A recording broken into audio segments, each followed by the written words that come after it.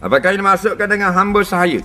Yang ni hamba yang didapat di zaman dulu, ya, dengan sebab peperangan, hadiah ghanimah, atau dibeli, ataupun dengan sebab dapat daripada pesaka atau hadiah.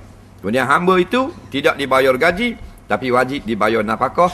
Duduk dengan tuang dia ikan kembung, dia makan ikan kembung. Tuang dia makan nasi, dia makan nasi. Sama dengan tuang. Bila tuang dia merdeka, barulah dia boleh bebas ke mana saja. Dia tak sama macam pekerja. Pekerja tuang dia makan ikan kembung, nawalek, kuli makan ikan sendiri. Nampak? Pasal itu pitih masing-masing. Hamba lain. Hamba ni buat macam anak sendiri pada makan minum. Duduk rumah sama, cuma tidak ada dibayar gaji. Dia tanya masalah hamba sebut gondik sana ni. Dalam kitab, muka kitab kita baca ni kitab lama sikit, dia sebut istilah gondik.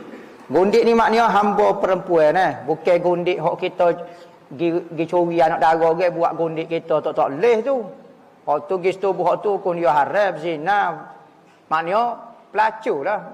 Zina dengan pelacur lah. Maka tak boleh. Hok bolehnya halalnya bersetubuh dengan isteri dan hamba sahaja. Gondik hok masuk kita ropok anak dara orang tu tak boleh. Ataupun orang gaji lagi lah. Ada tok laki ada mana boleh. Nama orang gaji ambil Amerika. Bini orang gua Musa. Dok kenal kau orang gaji dia gila apa mana tak boleh. Maka orang gaji ni tak boleh setubuh hukum dia dah.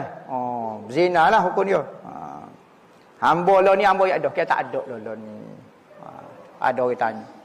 Wallahu a'lam. Al-Fatihah.